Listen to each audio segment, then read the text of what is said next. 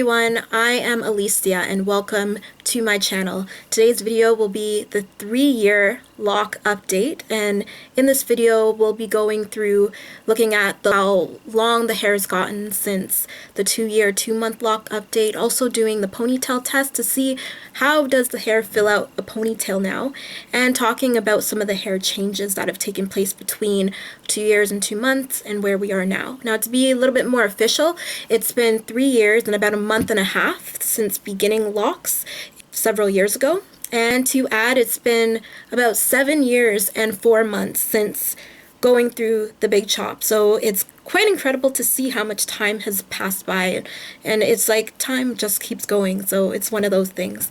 So if you'd like to take a look at the other videos of previous loc updates, I'll post them in the description box below, and you can also click on them on the screen and it will link you to those previous videos. And without further ado, let's begin with the loc length update. Alright, so with the loc length update, we take a look at several locs from different locations and compare how long they've grown, how long they've gotten since previous times. So just a reminder, we look at locs from the middle of the head, and then the back along with the temples. Now, there have been some changes. I made some changes to my hair since the last video, and I'll just mention them as we go along. So first of all, we're going to start with the middle loc, the famous middle loc. So in the previous video, it was 8.7 inches, and prior to that, it was 8 inches. So taking a look, once again, having this here with us. And a little side note as well, in the previous video I mentioned that, oh yes, as a caveat, I'm going to try to be wearing the same shirt in all videos, but it didn't happen that way. Kind of misplaced the shirt with moving, so we'll settle for this. In the end of the day, it's not that important. Alright, so now the length is at 9.5 inches for been about 7 months, I'd say. So 7 months, this is the difference that we've seen in the middle. Now we're going to go on to the temple. So start with the left temple. So as you can see, just right here, always starting from the root. Now at the previous video, which was at 2 years and 6 months, we had it also at 8.7 inches. And at the time of this video, we have it at, let's see. So as well, we have it at about 9.5, 9.6 inches. We'll go with 9.5. Alright, now looking at the left temple loc, so the one closest to my ear. At the time of the previous video, it was 9 inches long. So let's see what it's at now. Okay, so starting at the root, taking it down. And once again, this one is a 2-headed dragon, so coming down to the where the longest end finishes. And so we have it at 9.5 inches as well. 9.5 inches. So okay, so we can roll with that. Alright, so now let's take a look at the back. So we'll start with the left. Alright, so the left. The left one at the back, closest to the nape of the neck. So starting at the root once again, taking it down. Now with this one, you'll see that it's kind of bumpy over here, and I'm going to discuss the reason for that a little bit later on in the video, but I've tied knots over there. So this loc is going to be shorter than it would be in actuality, but we're just going to take a note of how long it is right now, okay? Alright, so we have it falling at about a little less, just shy of 8.5 inches. And prior to the recording and prior to this video, it was at 8 inches. So now let's take a look at the right. Okay, so once again, finding the one closest to the nape of the neck. During the previous video, it was at 7.8 inches, and at the time of this recording, it falls at a little less than 9.25. We'll put it at 9.25 inches. Okay, so, it's great to have the numbers because sometimes you notice that your hair is growing, but you don't realize how much, especially because it's growing at different speeds, different intervals around the head. So it's cool to see the numbers just to kind of get an idea of how the growth is progressing. All right, so now let's just take a look at how the hair looks around. So you might notice some things that are different. I'm not going to say anything just yet. Maybe you'll pick up on it. All right, so this is what it looks like the front. If I can just settle down and just let it be. So this is the side, the left side. This is the right side. And then taking a look at the back. All right, so that's how the hair kind of falls. And now finally, just looking at the ponytail test. So let's see. We know that quite a while ago, I think it was at the 2-year, 2-month, or prior to that, we hit the ponytail mark. And now it's just a matter of looking at, well, how does the ponytail look now? Is it fuller? How does the hair fall? Does it stick up? Does it fall down? So here, take a look. This is what it looks like. All right, so I'll turn all the way around. It might be easier for you to see it that way. All right, so this is what we see. I'll mention that from the last video, the ponytail does feel fuller. It feels like it has more substance to it than what it felt like before. And also notice that it's a little bit heavier as well, especially after washing hair, but that's always the case. So so that here we have our loc updates. And now let's go on to further discuss different hair changes that have taken place since the last video. So first off, I'd like to talk a little bit about seeing loctician and trying the interlocking process. In a previous video, I talked about why I really liked it, and mainly it was because it was really fast to go and get it done, because it's quicker to have my hair done in 1 hour versus taking a whole day to do it and waiting for it to dry and unclip. And the hairstyle was more consistent, so it felt more manicured thereafter. So with that, I could find that the roots at the front of my hair, the strands of hair, the locks themselves would stay separated for a longer period of time.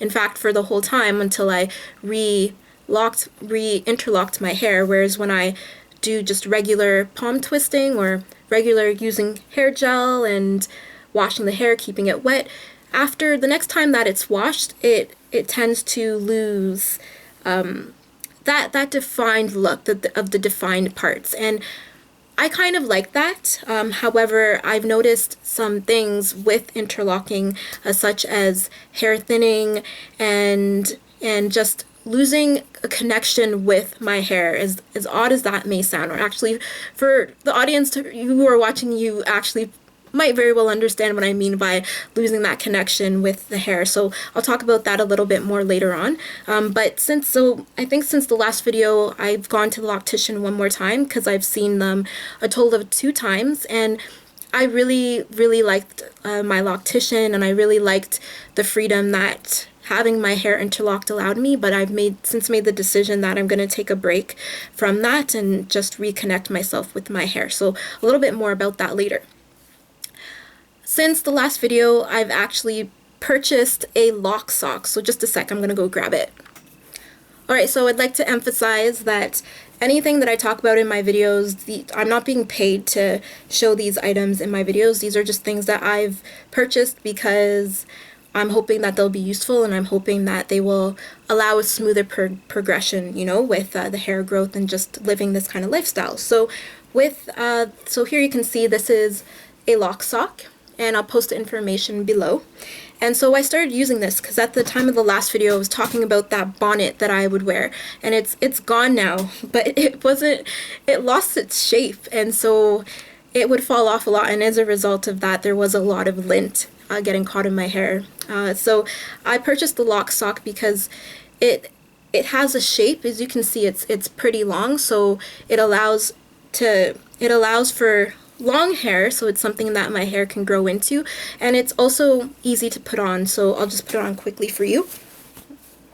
I just put it over my head like that, pull my locks out like that, and then pull the back over it. And so as you can see, I feel kind of strange doing this, but as you can see, and I kind of wrap it up so that my ends are protected, and then I sleep with it. And sometimes I wake up and it's on the, somehow it's falling off of my head, or sometimes it's just like slipping off of my head. I don't know, I think I sleep kind of strange, but for the most part it really protects my hair, and it allows for a surface rather than me lying directly on my pillow. It allows for a little surface in between my hair and my pillow. So I mainly purchased that because I wanted something that my locks could grow into, so I wouldn't have to buy a product so shortly after purchasing this one. They come in lots of different colors, so I gave in and I purchased one.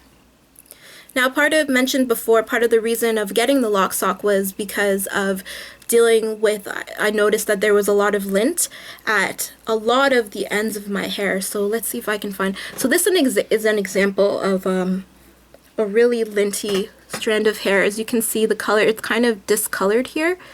It's like a grayish shade, so you'll see it's along this area of the hair, and it's at a point where it's hard to take out, because when I've tried to take it out with tweezers, it'll pull out a lot of the hair itself, hair that doesn't have lint on it. And just going back to the amount of time it took for that matrix to form, it's kind of destroying it by taking the lint out.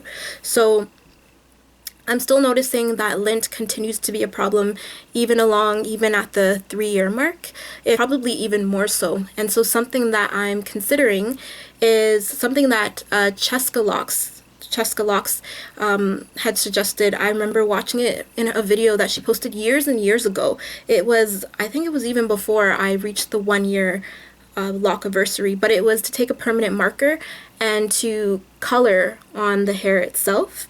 And so that's something that I'm considering. So we'll see. I'll let you know if I actually do it.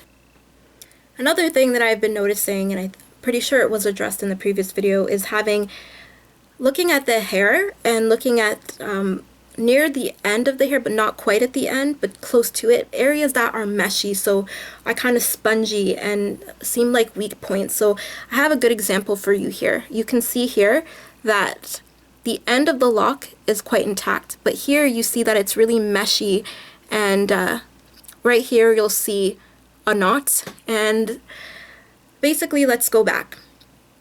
So over the past several months, I've been finding more and more of these throughout my hair, and it's been frustrating because it's not at the very end of the hair, and it's not far up. Thank goodness it's not far up, but it's close to this end, and I've been wondering what's going on, like why I haven't read about this happening when I read about locks. So what's going on here? I've been trying to figure out what's going on, and after discussing it with my loctician, she had mentioned that, sometimes that happens with hair, just like with loose natural hair, you have split ends. We still have split ends happening in locks, so this could be a result of that.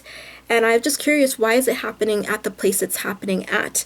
And so a way that I tried to combat it is, for some of them, I just ripped them off. I can't remember how many I said at the time of that video, but I've been continuously ripping them off. I'd say about 20. And I was so sad about ripping those off that I was collecting them in a bag, and I was going to show you the bag, and I'm like, you know what, that's excessive. So I just threw the bag away, but it has been a lot.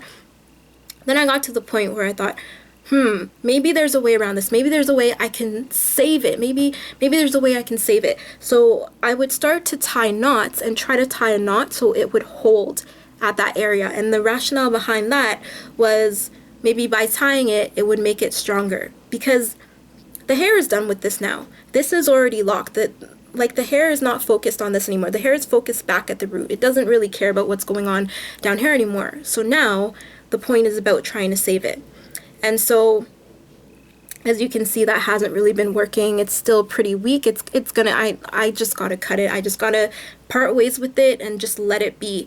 But I think I finally discovered what's going on here. And a style that I was really, really feeling, I started doing it when I first had my hair interlocked because it was so easy to separate the hair, and then I realized that my hair is long enough to actually do the style, so it was braid outs, and I would do it every 2 weeks without fail, braid it up, and the hair is different lengths, so each lock is a different length. So in order to hold it in place to allow the hair to dry, I would put elastic bands to hold it, and just I had elastic bands hanging around. I decided, you know what, just be resourceful, use what you use what you have. And I think what's happened is I may have and I tried to tie it loose, but maybe it was such an abrasive material, and because of the tension and doing it so often, I feel like it may have weakened the hair at certain points. So now, lesson learned. Now, not going to be using elastic bands, just going to be using other soft elastics that have been made for hair. So that's the update on that kinky stuff. So now another thing, just rolling back to what was mentioned earlier, which ties into interlocking, was thinning roots. And so thinning roots, first of all, my hair is pretty thin in general. That's what the loctician who I met, who started my locks for me, she let me know, your hair is thin. And so that was her reason for why she started her locks the way she did. And so she started the locks pretty small because she started them small because since the hair is thin, if you make the locks too big, it will just look really spacey on your head, and it will look like you don't have a lot of hair. And so to give a more voluminous look, she decided to make the locks smaller. And then a few months later, that's when I decided this is too thin for me. I'd really like my locks to be a little bit thicker, and that's where I decided to combine a lot of the locks. And fast forward to now, upon seeing the loctician twice, she noticed that there's been a lot more thinning in my hair, and especially in the right pocket over here. And so she was wondering, have you been going through really stressful times? Have you been scratching your hair, trying to figure out, what is this? Why is this happening? And she mentioned to me that your hair tells the story of what you're going through at the time. So even though I can be fine right now, my hair will grow out a few months from now and show what was going on a few months ago. So it's just very telling. Like, your hair just tells you a lot about what's going on within your body.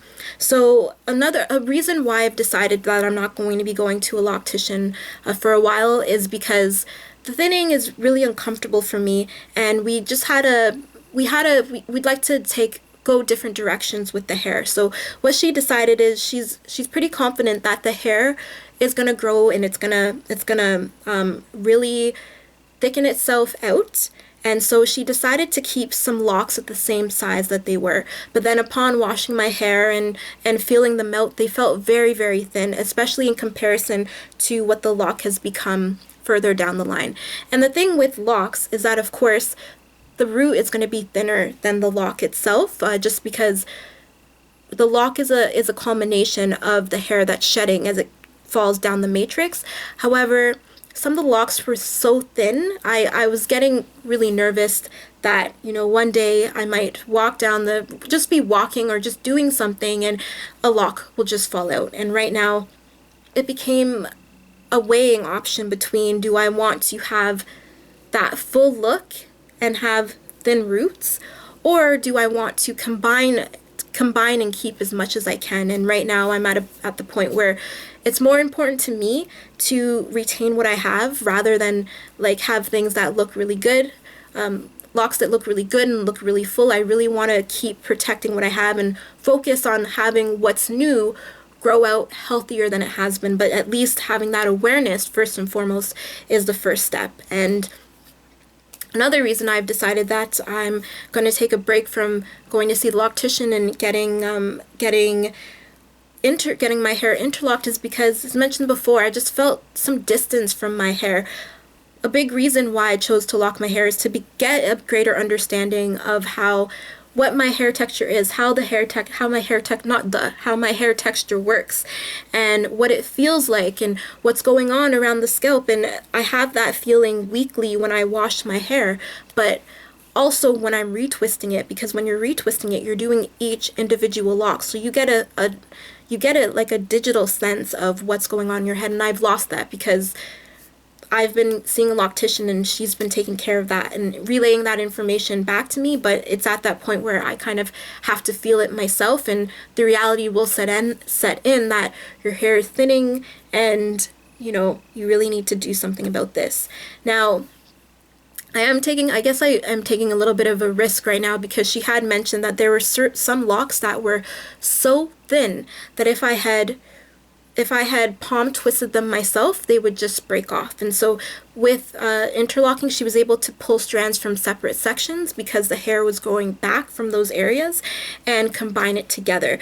But hearing that was pretty a little bit scary for me, because the way I imagined, once I lock my hair is just going to grow nice and long, no problems, just going to, grow free flow and all of that stuff. But this has been a really big reality check, a really huge reminder that stress plays a huge amount on you, even if you're stressed in certain situations and you're stressed, but then it calms down.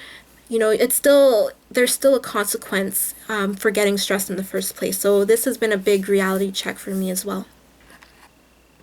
Something else that I've noticed over these past few months is, as time has gone by, there's just been more exposure to the sun, and as a consequence of that, hair naturally bleaches from the sun. And so with that, you can probably even see it right now, is you'll see that some strands are brown, some are black, and you can see the henna coming out.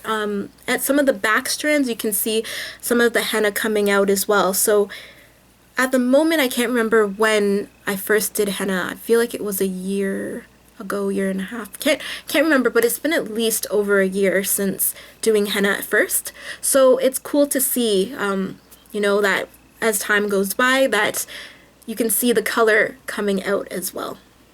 Lastly, I'd like to talk about some changes that will be taking place in my hair routine over, going from this point forward.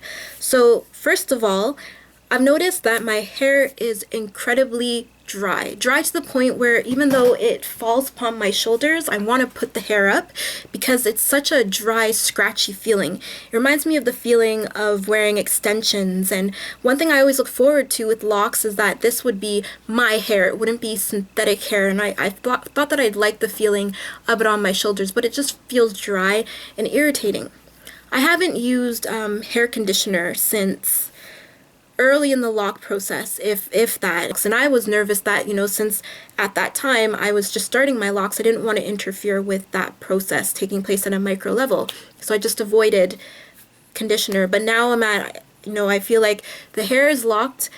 A little conditioner might help with the moisturized feeling. So I'm going to give it a try and see. I'm going to try to find a moisturizer that doesn't just have a whole bunch of junk in it, so we'll see. That will be something else to discuss later. Another thing I'm considering to do is use protein treatments to strengthen the hair itself. So as you've noticed, there's been a lot of breaking, a lot of weakness, and I'm going to give it a try to use some form of protein restructuring product. I'm familiar with Apogee, once again, not promoting anything. I just happen to have it because I used it prior to locking my hair as well, but I'm also going to be doing some research on that as well. So if you have any input on any of this, please feel free to comment below, because this is a new area and some research will have to be done as well. Lastly, I've noticed that my hairline is also of concern. This was of concern from the past as well, but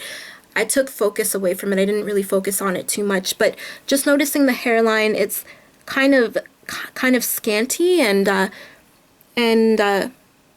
just kind of scanty, not really full, and it looks like it's been picked out in certain areas. So I'm not sure what's going on, because I've always been adamant of not wearing too tight ponytails, not wearing the hair back too much. So something I'm looking into as well for that is using Black Jamaican castor oil for that. So I purchased it a while back and had started watching videos on hearing different people's experiences with it. So since I already have it in the cabinet, I'm going to start using it. But once again, going to be starting to do more research and watching more videos posted by wonderful people on YouTube to hear about their experiences as well. So we'll follow up on all of that in the future with you. So thank you all for taking the time to watch this video. I still can't believe it's 3 months. It's gone by so quickly. It's amazing. It's amazing. And anyhow, thank you for watching. Please let me know if you have any questions, comments, or feedback.